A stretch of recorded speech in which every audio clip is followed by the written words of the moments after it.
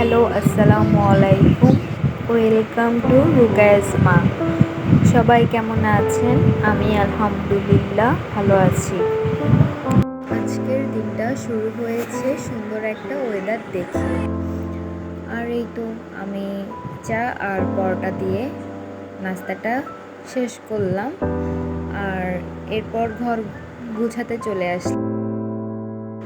প্রথমে আমি ফার্নিচারগুলো ঝেড়ে মুছে ক্লিন করলাম। তারপর আমি বিছানাটা সুন্দর করে গুছিয়ে নিলাম। আর এই তো আমার পুরো রুমের ফাইনাল লুক। আর পাশাপাশি আমি আমার বোনের রুমটাও গুছিয়ে দিয়েছি। আর এটা হচ্ছে আমার বোনের রুম। আর ঘর গুছানোর পর কিচেনে এসে দেখি আম্মু ভাত বসিয়ে দিয়েছে। ভাত বসিয়ে দেওয়ার পর আম্মু মাছ আর সবজি কেটে নিচ্ছে। আর রান্না আমিই করব। আর এই তো আম্মুর মাছ কাটা শেষ। আমি মাছগুলো লবণ দিয়ে ভালো করে ক্লিন করে নিচ্ছি। মাছ ধুতে ধুতে আমার সাদা না হলে ভালো লাগে না। তো আমি মাছ ধোয়ার পরে হলুদ, মরিচ আর লবণ দিয়ে মেখে এগুলো ভেজে নিব। আর এই তো আমি তেল গরম হওয়ার পর মাছগুলো একে একে দিয়ে দিয়েছি।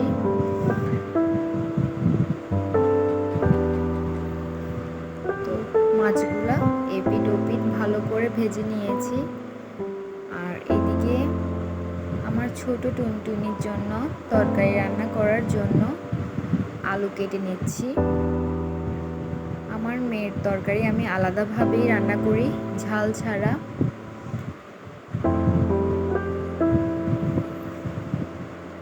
আর তারপর পেঁয়াজও কেটে নিচ্ছি।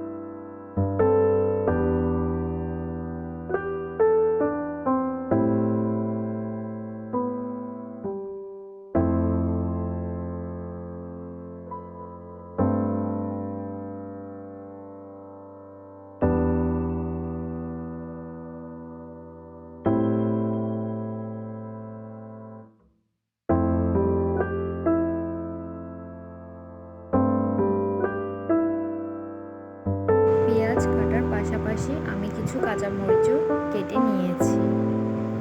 আর এই তো আমার পেঁয়াজ আর কাঁচামরিচ কেটে নেওয়া হয়েছে। এরপর আমি মাছ ভুনা করার জন্য প্রথমে কড়াইতে তেল দিয়ে পেঁয়াজ ভাজা ভাজা করা শেষে মশলাগুলো কষিয়ে নিয়েছি। তো মশলা ভালো করে কষিয়ে আসার পর আমি ঝোলের পানি দিয়ে মাছগুলা দিয়ে দিয়েছি।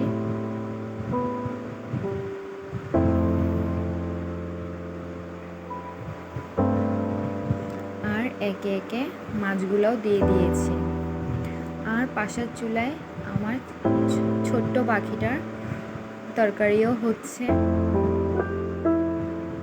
আর মাছগুলাতে কিছু কাঁচামরিচও দিয়েছি। আর এই তো পাশাপাশি আমি ডিম দিয়ে সসিন্দা ভাজি করে নিচ্ছি। আমাদের বাসায় সবাই এভাবে সসিন্দা ডিম দিয়ে ভাজি করলে খুব পছন্দ করে। আর এই তো আমার দুপুরের রান্না কমপ্লিট। ভাত তো সবসময়ের মতো থাকবেই, সাথে সসিন্দা ডিম দিয়ে ভাজি আর ট্যাংরা মাছ ভুনা। এরপর আম্মু কিছু মুদি বাজারে এনেছিল, দুই বোন মিলে সেগুলা গুছিয়ে নিচ্ছি।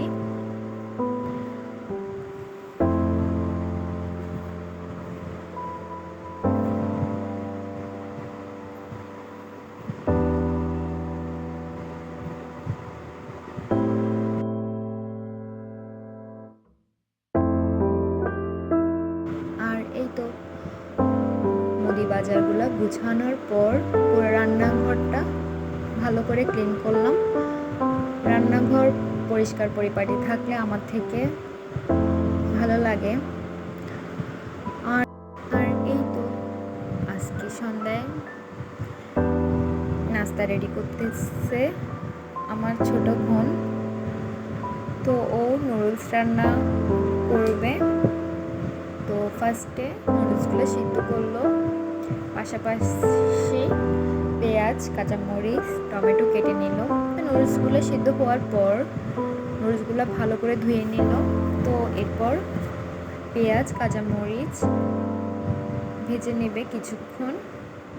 নুডলস বরাবর সবাই রান্না করতে পারে। আমার থেকে মনে হয় নুডলস রান্না করার মতো সহজ আর কোনো রেসিপি হতে পারে না। পেঁয়াজ, কাঁচামরিচ কিছুক্ষণ ভেজে টমেটো দিয়ে আরও কিছুক্ষণ ভেজে নিচ্ছে। এরপর প্রাণ স্বাদের মশলা আর নুডলসের মশলা দিয়ে কিছুক্ষণ ভেজে নেবে।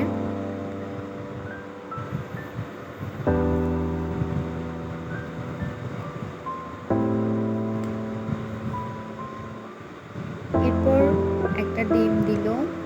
তো ডিম দিয়ে আরও কিছুক্ষণ নেড়ে চেড়ে ভেজে নেবে।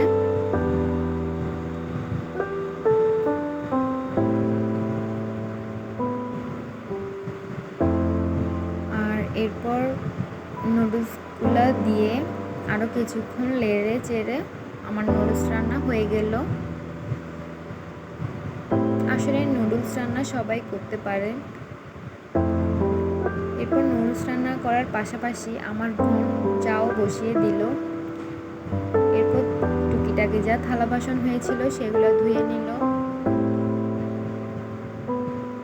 সকাল সন্ধ্যা 2 বেলা চা না হলে ভালো লাগে না। আমাদের বাসায় সকাল সন্ধ্যা 2 বেলা চা লাগবেই।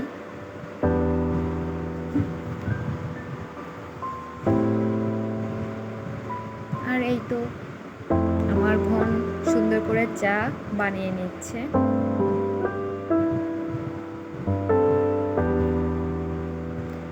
আর চায়ের সাথে তার ফেভারিট বিস্কুট। তো আজকের ভিডিওটি এই পর্যন্ত। সবাই ভালো থাকবেন। আমার ভিডিওটি যদি ভালো লাগে অবশ্যই সাবস্ক্রাইব করবেন। আল্লাহ হাফেজ।